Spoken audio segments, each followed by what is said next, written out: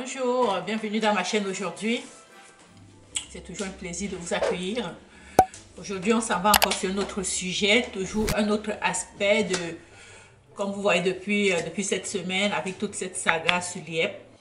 Vous allez dire, oh, on est fatigué. Mais on n'est pas fatigué parce que nous sommes des victimes de l'IEP. Alors, il y a tellement de victimes de l'IEP qu'il y a tellement d'aspects à considérer pour pouvoir vraiment être sûr qu'on n'oublie personne. Vous savez, vraiment aujourd'hui, je vais demander à tous ceux qui se moquent des victimes d'arrêter de se moquer des victimes.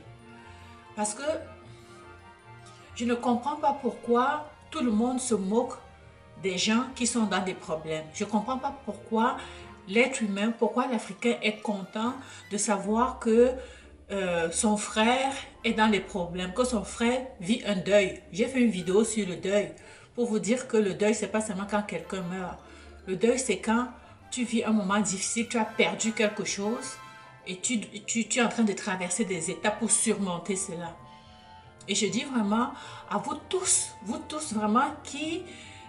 Parce qu'on n'ose même plus lire les journaux parce qu'on dit toujours, oh, ce sont des idiots, ce sont les gens qui sont pas intelligents, qui sont rentrés dans cette histoire. Et je me demande, vous qui vous moquez des victimes, en vertu de quoi vous vous moquez des victimes? Je me demande si ce n'est pas par jalousie. Parce que ça peut aussi être de la jalousie. Parce que ceux qui étaient dans l'IEP, et qui gagnaient bien leur vie quand même parce que pendant les 2 premières années, les gens avaient beaucoup d'argent. Donc, ils pouvaient s'offrir beaucoup de choses. Hein? Il y en a qui se sont achetés des maisons. Il y en a qui ont complètement arrêté de travailler et qui restaient chez eux, s'occupaient de leur famille et l'argent rentrait. Est-ce que c'est par jalousie que vous êtes aujourd'hui, maintenant, vous êtes content de savoir que ces gens-là aussi, ils vont souffrir comme tout le monde?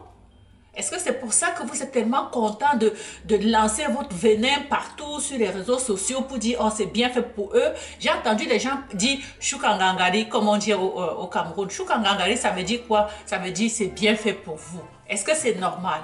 Est-ce que c'est normal de savoir que vous savez très bien, vous-même si vous perdez votre argent, est-ce que vous allez être content que quelqu'un vienne dire, oh, c'est bien comme tu as perdu ton argent? Non.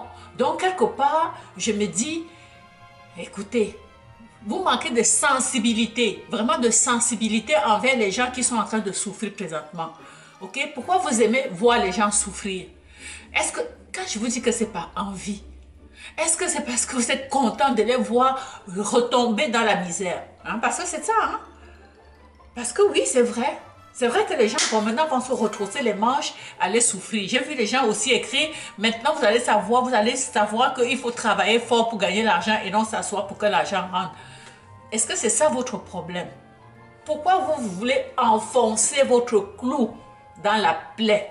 Pourquoi vous avez le plaisir d'enfoncer le clou dans la plaie quand vous savez que les victimes sont en train de saigner? Quand je dis saigner, c'est saigner. Le sang sort de partout. Ces gens-là ne dorment plus. Et vous êtes content chez vous. Pourquoi? Vous avez votre soeur. Vous avez votre meilleure amie. Vous avez votre femme qui ont investi parce qu'ils voulaient aider la famille, ils voulaient une meilleure vie pour la famille. Maintenant que ça ne marche pas, vous dites que vous êtes content. Content de quoi? Content de quoi?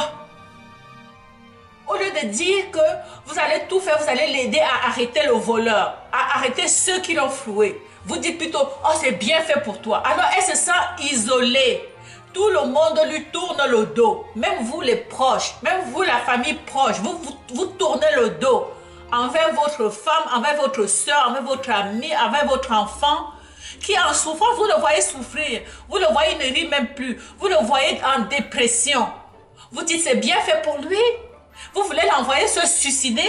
Vous savez que la dépression, les conséquences de la dépression, ce que ça peut faire, ça peut amener quelqu'un à prendre une mauvaise décision. Parce qu'il se rend compte qu'il n'y a plus personne autour de lui qui l'écoute.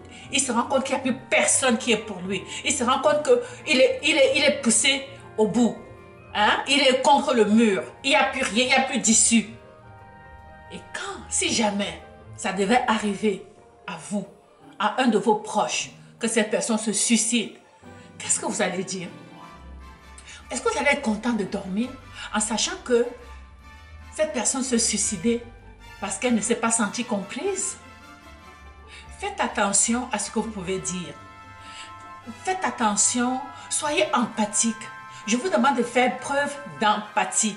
Mettez-vous à la place de ces gens qui se sont fait flouer. Mettez-vous à la place de votre ami. Mettez-vous à la place de votre soeur. Mettez-vous à la place de votre frère qui a investi, qui a mis de l'argent dans cette histoire et qui maintenant aujourd'hui est ruiné. Mettez-vous à sa place et dites plutôt à votre frère ou à votre soeur ou à votre femme: mon frère, je sais que ce n'est pas facile. Je sais que c'est une épreuve difficile. Mais ensemble, on va s'en sortir. Gardez la tête haute. Il ne faut pas sombrer dans cette histoire. Sois fort. Passe à travers. Ce sont les choses de la terre. De toute façon, la vie c'est ça. Ce sont des épreuves. Ça fait partie des épreuves, mon frère, ma soeur.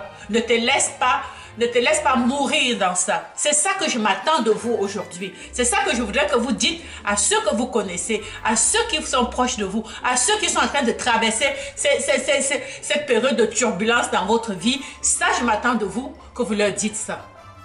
Qu'ils sentent que vous les appuyez. Même si vous n'êtes pas d'accord avec son choix. Vous comprenez? Je ne vous demande pas d'être d'accord. Et je vous comprends.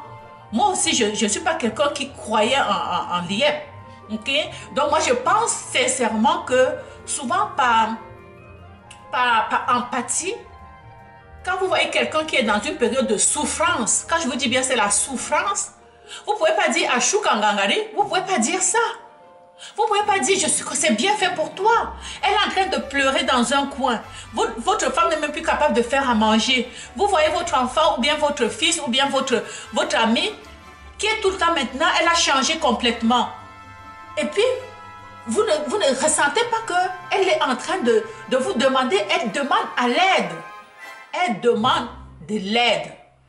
Elle dit par ce comportement, je suis seule, aidez-moi s'il vous plaît. Ne me laissez pas s'il vous plaît. Je suis au bout du tunnel s'il vous plaît, famille. On m'a dépouillé, j'ai besoin de vous, ne me laissez pas tomber. Que tous les gens qui ne la connaissent pas disent des choses, mais que vous, sa propre famille, vous, son meilleur ami, vous lui tournez le dos. Ce n'est même pas comme si elle vous avait pris de l'argent et ne vous a pas remboursé. C'est tout simplement que vous avez appris que la personne était aussi dans l'IEP.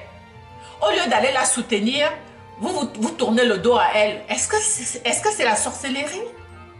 Je vous demande, mes chers frères et sœurs, ayez de l'empathie envers vos proches qui se trouvent dans cette situation. Tendez-lui la main et vraiment, qu'elle sente que vous êtes pour elle, qu'elle sente qu'elle peut compter sur vous, ne serait que votre écoute. Je ne vous demande pas d'être d'accord, je vous ai déjà dit. Non, vous n'êtes pas obligé d'être d'accord, mais il faut qu'elle sente que vous êtes là. N'ayez pas sur votre conscience le suicide de votre frère. N'ayez pas sur votre conscience le suicide de votre soeur. N'ayez pas sur votre conscience le suicide de votre femme. Parce qu'elle s'est sentie seule. Parce qu'elle avait besoin de vous et vous lui avez tourné le dos. J'espère que vous avez bien compris mon message aujourd'hui et que vous allez vous engager à faire des efforts. Partagez cette vidéo à tous ceux que vous connaissez, tous ceux qui, vous savez que cette vidéo pourra les aider, Et surtout, faites-moi beaucoup de commentaires et puis on se retrouve demain.